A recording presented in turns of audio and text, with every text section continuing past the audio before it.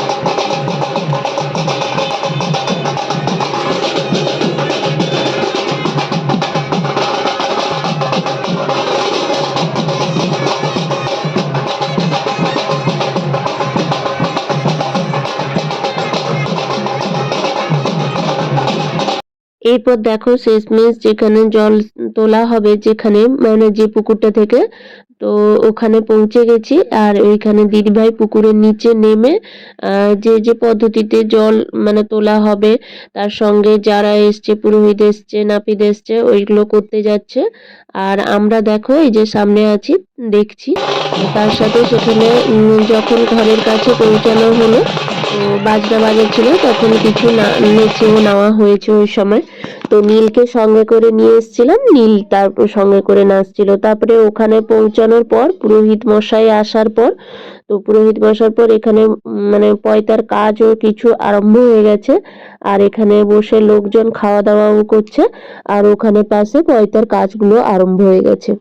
আর আমার বাপি, আর অর্ঘ্যবাবু আর আমার মামাও এসেছিলেন। তো ওনারা বসে এই যে মানে বেদিটার সামনে বসে এই যে পয়তার কাজকর্ম কেমন চলছে ওইগুলো দেখছিলেন।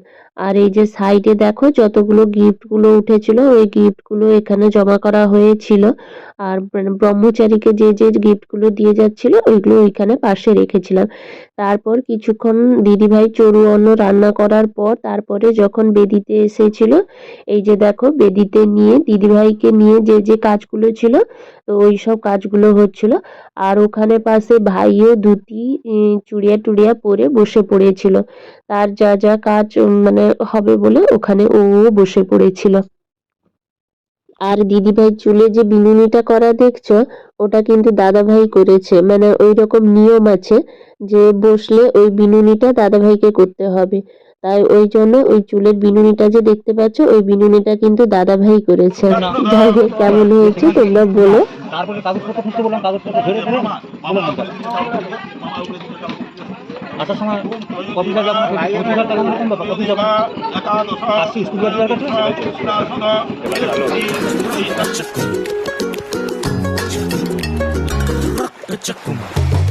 ধিতাং ধিতাং বলে কে মাদলে তান তোলে, কার আনন্দ উচ্ছলে আকাশ ভরে যোজনায়। ধিতাং ধিতাং বলে কে মাদলে তান তোলে, কার আনন্দ উচ্ছলে আকাশ ভরে যোজনায়।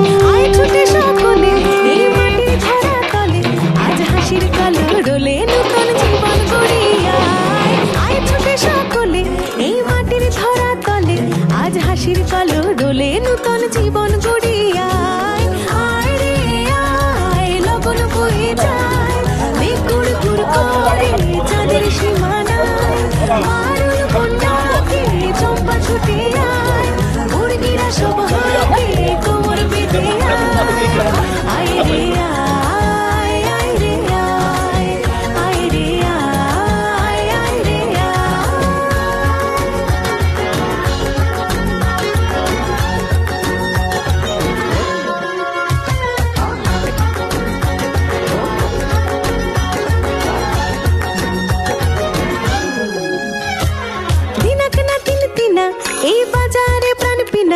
আজ সবার মিলন বিনা এমন জীবন বৃথা যায়। দিনাক না তিন দিনাই বাজারে প্রাণ বিনা, আজ সবার মিলন বিনা এমন জীবন বৃথা যায়। এ দেশ তোমার আমার, এই আমরা ভরি খামার, আর আমরা গড়ি স্বপন দিয়ে সোনার কামনা। আয় রে আয়, লগন বয়ে যায়, মেঘ গুড় গুড় করে চাঁদের সীমানায়। মারুল বন্যাকে চোখা ছুটে আয়, মুরগিরা সব হাঁকে কোমর বেঁধে আয়। আয় রে আয়, আয় রে আয়, আয় রে আয়, আয় রে আয়, আয় রে আয়, আয় রে আয়, আয় রে আয়, আয় রে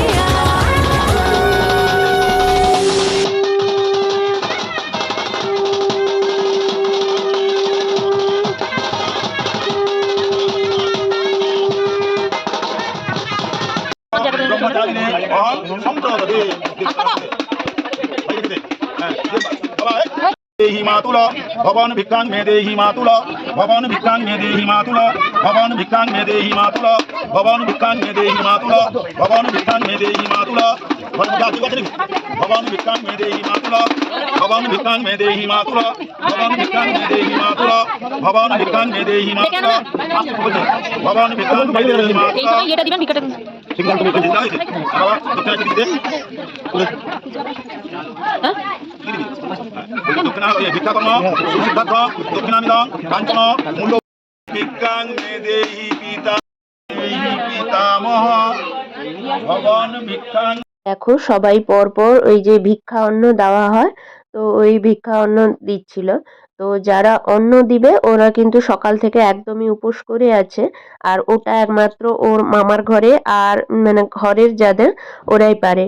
আর আমি কিন্তু ওদের অন্ন দিতে পারবো না, আমি শুধু ঘি চরুটা দিতে পারবো। চরুটা যে দিব শুধু ঘিটা দিতে পারবো, অন্নটা দিতে পারবো না।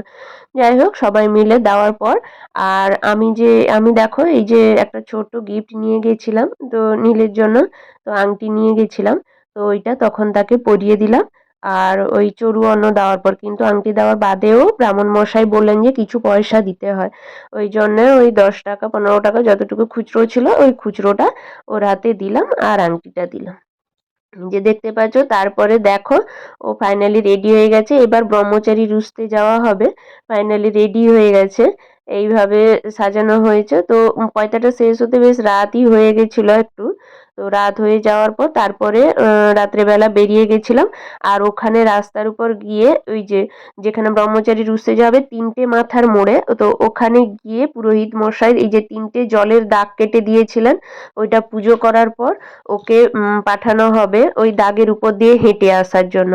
তো দাগের উপর দিয়ে হেঁটে আসার পর ওই যে 3 নম্বর দাগ যেরকম না পেরোয়, 2টো দাগে এলেই যেরকম ওর মামা কোলে নিয়ে নেয়, এইরকম নিয়ম আছে, না হলে নাকি সন্ন্যাসী হয়ে যায়। তবে আমিও সঠিক জানি না, যতটুকু শুনেছি।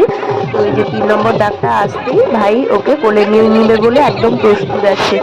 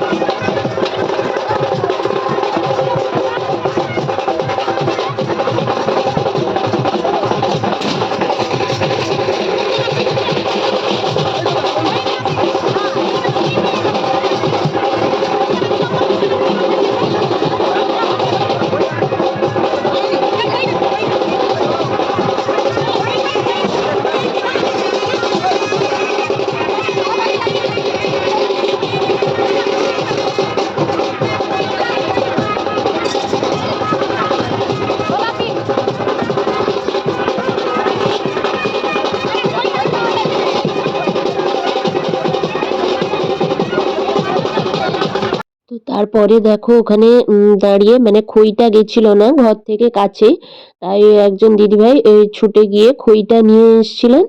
আর খইটা এই যে খইটা নিয়ে এলে রাস্তায় ফেলে ফেলে যেতে হবে।